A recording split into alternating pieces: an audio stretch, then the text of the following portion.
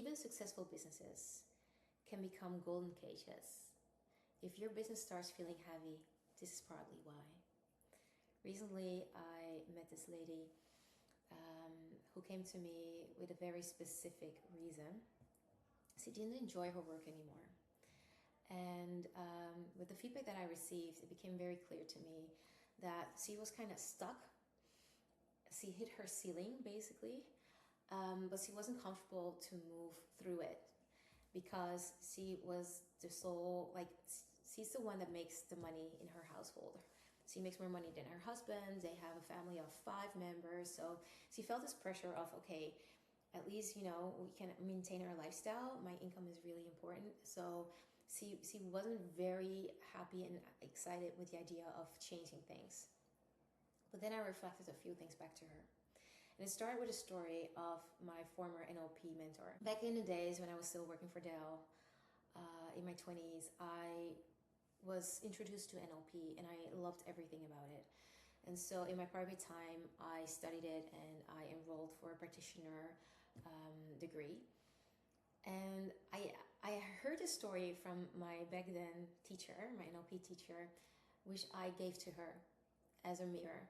And the story went like this. When he started his practice, he was one of the lucky ones that got an agreement with the Dutch healthcare system, meaning in the Holland, healthcare is really good. And so they would send people to him and they would pay for it so that he can help them. And so for him, you know, business went really well because he never had to do anything to get clients. The problem was he stopped liking his job because the type of people that were drawn to him were the people that were not motivated to learn anything about NLP. The only reason they showed up was because the healthcare system paid for it. And so he made a very clear decision, and that was like, okay, I'm gonna stop doing this, even though it's convenient, even though, you know, this is my golden cage, right? Because I get clients constantly, but it's really robbing me from my passion and my joy. And so what he decided to do was he instead decided to focus on teaching people that wanted to learn NLP and opened up the practice for, you know, the practitioner and the master studies. What happened with him was he started to enjoy and love his work again. Why? Because he was drawing in people that were motivated to learn, that were motivated to invest in their development, that were motivated to make a difference. And they even paid him way more money for that than the healthcare system ever did. And so he was able to focus his dedicated time on, you know, training these individuals in group settings and sometimes also one-on-one, and had plenty of other time to do other stuff. And I mirrored that back to her. And so I asked her, what is your rate right now? Because she's working as a relationship therapist. And so when she said that, I was kind of shocked. I said, is this what you charge for your one-on-one time? And she said, yes. I said, well, no wonder, right?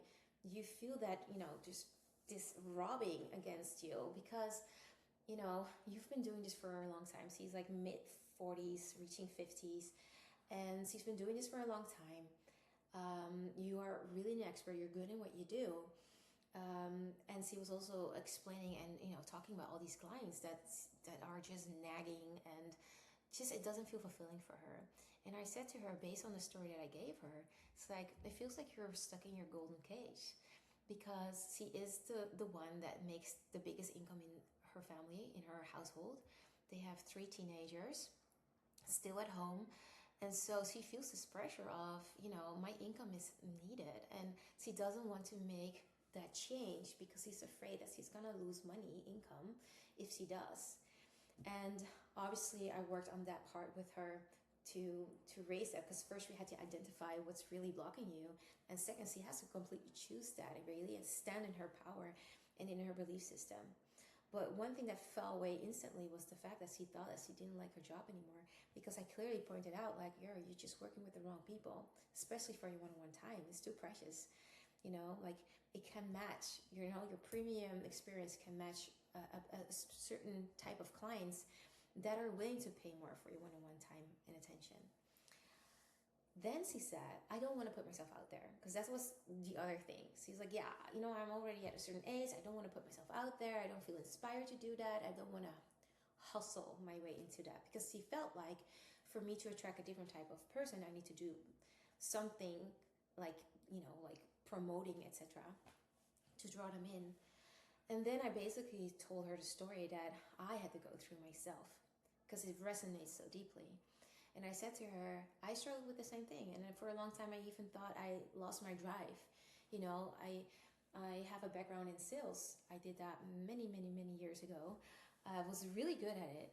But that energy that I have and the drive that I have, I don't have it anymore. I don't want to function that way anymore. I don't want to be stuck from 9 to 5, constantly like on the phone, talking to people or putting myself out there. I get it. And then I told her the magical story of what happened when I started this fashion course. And I did that for the sole joy of just spending some time with myself, creating something beautiful, and not having a target.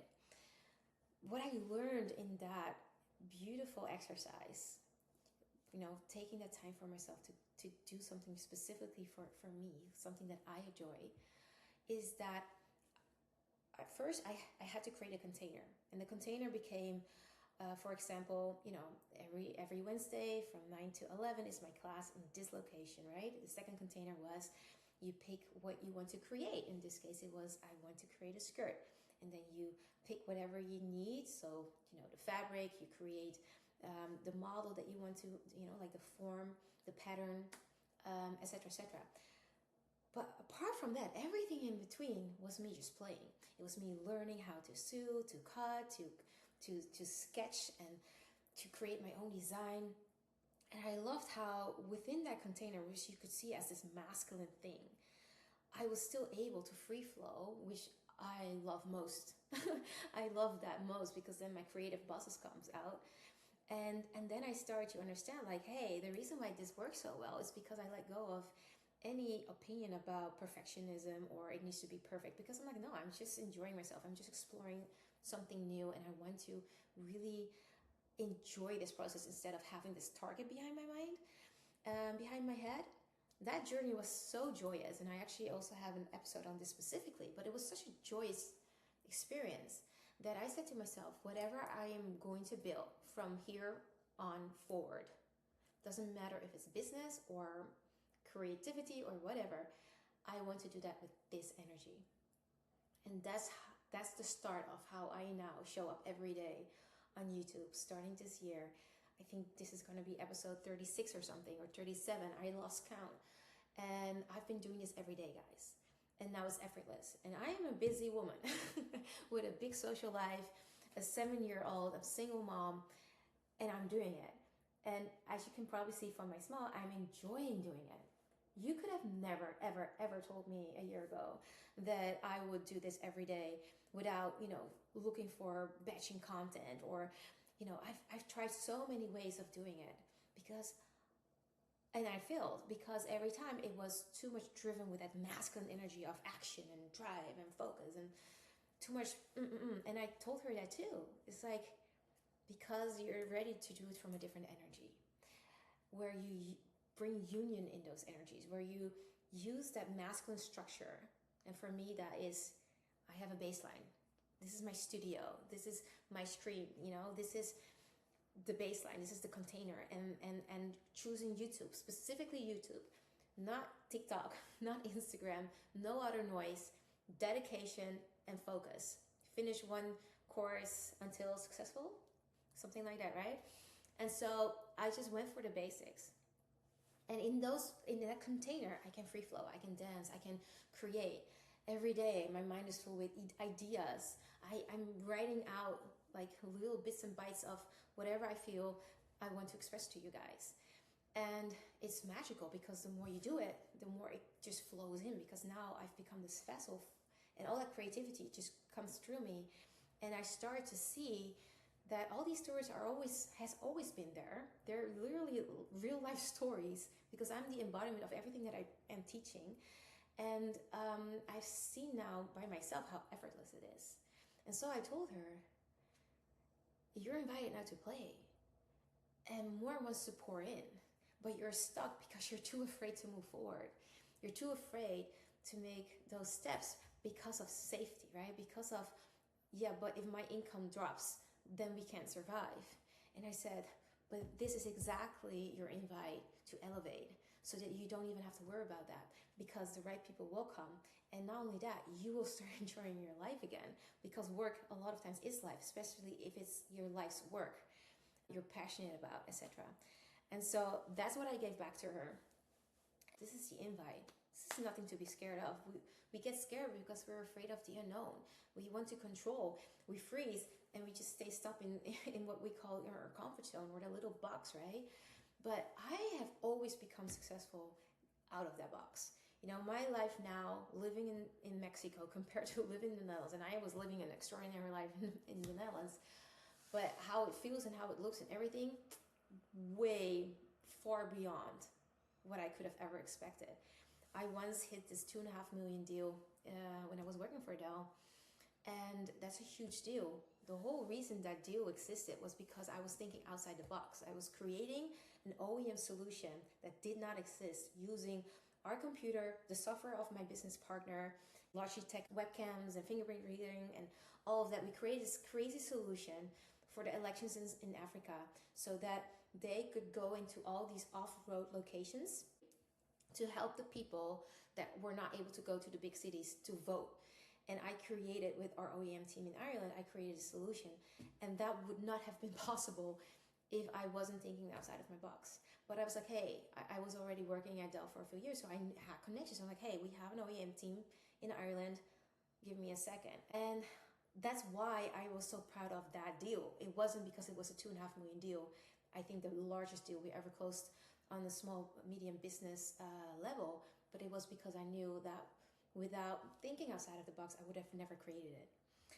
And that's the invite. We are so afraid for creativity. We're so afraid for walking the unpaved path. We were so afraid of doing something different. Like the first things he said when I was asking about the money part, he said, well, I'm even charging more than my business partner. And I was looking at her, so what does he charge? I'm not going to tell you how much he charges. It's not to be disrespectful, but it's like, it's one-on-one time, you know, like, I was like, no, you know, this is what people would even pay for an online course. And you're asking that for your one-on-one time. I'm like, no, babe, this is wrong in every way. And she had to go to me, right? Because I think bigger. And when you work with people that think bigger, what happens is you automatically break that ceiling, because for me, it's like, you did what? Like, because I would not even think about that, you know, that option. Yeah, how can I say that? Because for me, that is not even an option. Let's put it that way. Like, I love showing up for you guys. I'm doing this for free. There's so much insights that I share, so many golden nuggets that can help people, and I do that willingly, freely.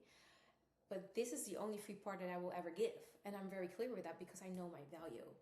And I know that there is a certain way, especially in online business, where people are like, yeah, first you give them this, and then you give them that, and then you can sell them this. I'm like, well, there are only two ways to work with me, and they're all at premium levels. And the rest, like this, is free. And it's also really because I just enjoy doing this as well.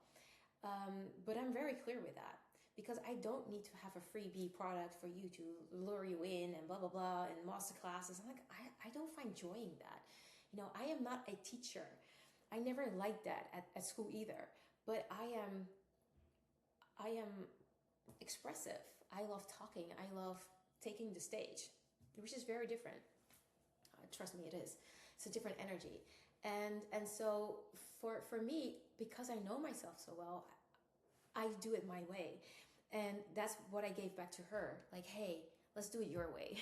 You know, let's at least see, now she sees that you're in a golden cage and you're stuck in fear and therefore stuck at this level, and everything in you wants to get out of it and wants to expand into something bigger.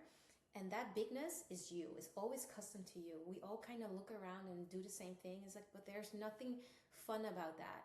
It's boring, guys. It's like, I see those content creators and they all kind of replicate each other, or they did something really well and then they do it every time the same thing over and over again. And it's like, well, you have so much creativity. Try something new, you know? Life is endless. And for me, creativity was the missing part of me playing. And because I had this very corporate lifestyle, like back in the days, That was what I knew, but I never knew how to combine the creativity in a way of how I do it now. And even back then I was creative, with the outside, thinking outside of the box philosophy. But now I don't see it as a task to show up for you guys. I see it as, I want this. I'm hungry for this. I enjoy this. Same thing, like I had my fashion class today in the morning. And I show up and we were talking about, because I'm giving her business advice at the same time. And I told her, we were talking about how many of her students are now buying these machines, so sewing machines. And I told her like a week ago, like, you need to put an affiliate link there because, and today she said, yeah, already 7 of my clients, of my students, they bought one.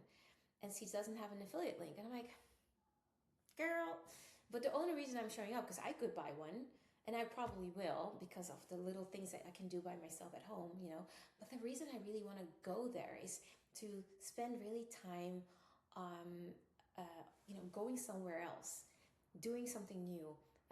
Today we did something that I've not done before, and so I was learning a new technique. So she really is my teacher, and I'm just improving that skill.